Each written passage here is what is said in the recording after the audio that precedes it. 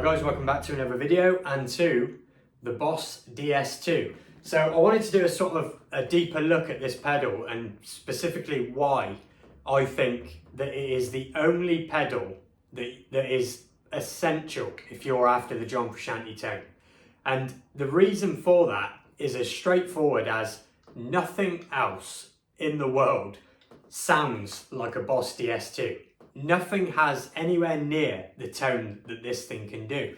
And if you think of all of John's other signature sounds, so like the Ibanez wah, the CE1, the delays, all of those things can be easily gotten around with almost any chorus delay. I'm using a Vox wah, did have the Ibanez and preferred the Vox for all types of reasons. And it just goes to show you just don't need to copy those pedals. But like I said, nothing sounds like the Boss DS2. We'll come back to why I think that might be later on, but focusing on the Frusciante thing. And it's just absolutely unavoidable. But what I've seen a lot of people sort of get mixed up with this pedal is kind of exactly how do you use it? Because this pedal, it makes demands from you, and I'm going to try and demonstrate this here, and hopefully the YouTube compression won't ruin it. But if you're running this pedal into a clean amp and then you just want to bring it on for the John Frusciante solos or any kind of that sound, if you've done it before, you'll know this thing, no matter where you set it, pretty much it just blows up. It takes your ears out. It sounds horrendous. And I'll demonstrate now what happens when you run this pedal into an uncompressed clean amplifier.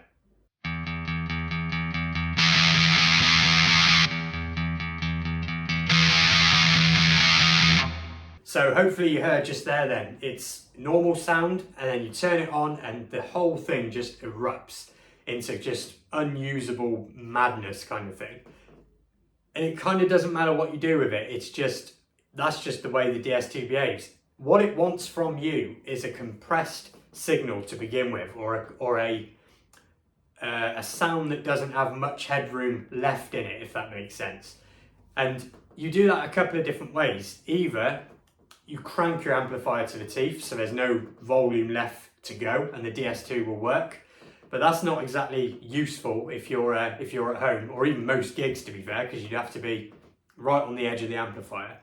So the way to do it is you want to run a sort of compressor pedal. Most compressors will work, and just set the compression and level, not so much that it's adding gain, but just so you get a little bit of a broken up sound. And what probably works better is something like an overdrive pedal. Just run it reasonably low and then get unity volume from it. Then when you engage the DS2, when you do that, you'll notice that the volume itself won't change much, but that signature DS2 tone runs throughout, that whole sustain, the whole thing. So I'll demonstrate that just now as well.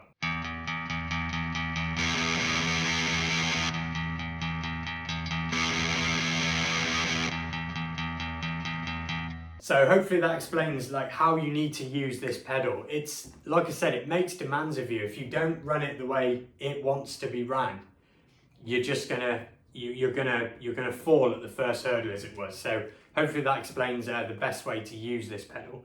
So keeping with the John thing for just a minute then, let's sort of listen into some kind of sound examples of Chili Peppers type stuff, just to get the sonic signature of this thing in your head. And while that's on, if you know of any other pedal that sounds like this and I don't know about it, let me know, because I've looked. And like I said at the beginning, there's just nothing that I think sounds anything like it. So let's get onto that, and then we'll come back to more of its sort of merit as a pedal instead of the John thing.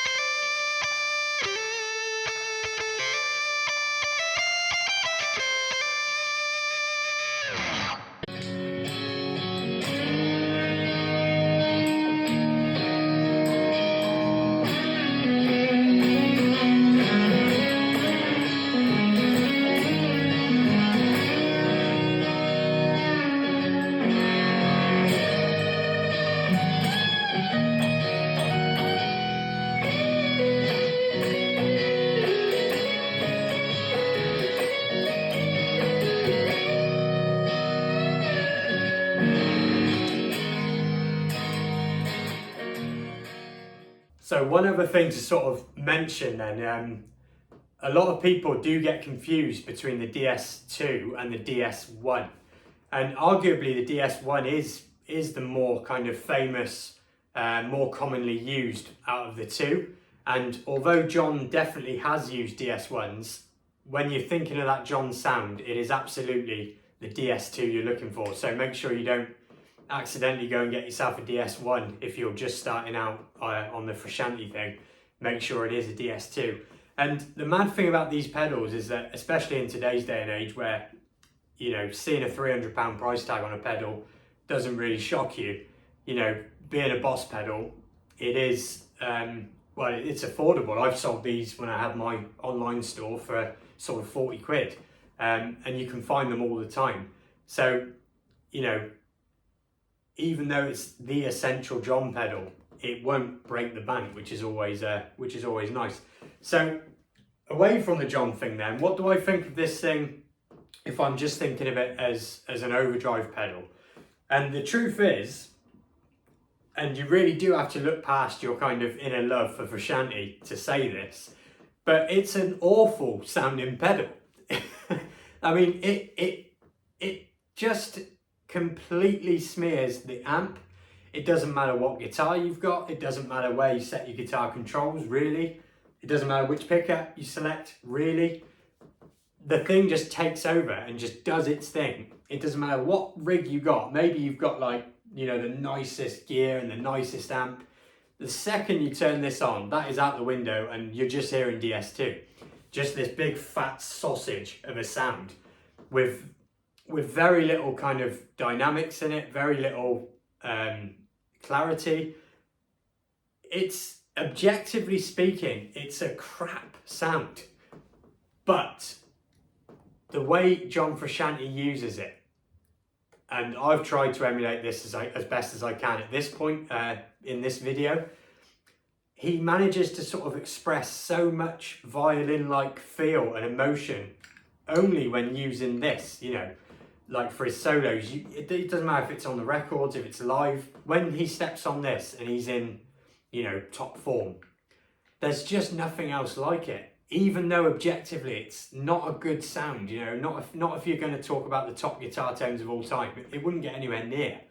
But somehow he makes it work in a way that nobody else, I think, has ever managed to make the DS2 work.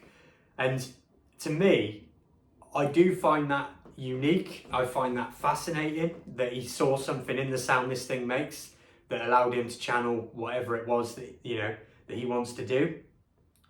And all because of a pretty crappy sounding, pretty affordable distortion pedal. And I just think that is it's just super, super cool. So if you are new around here, and I haven't done enough Frusciante thing, because you're, you know, I know what it's like when you're really into Frusciante, please do stick around, because I'm always looking for excuses to do anything Chili Peppers, and it'd be nice to have a few more Frusciante fans down on the channel. So so that's it for this video, really. Just a sort of video on my view of the DS2, if you like, and let me know what you think, and I will see you again on another video.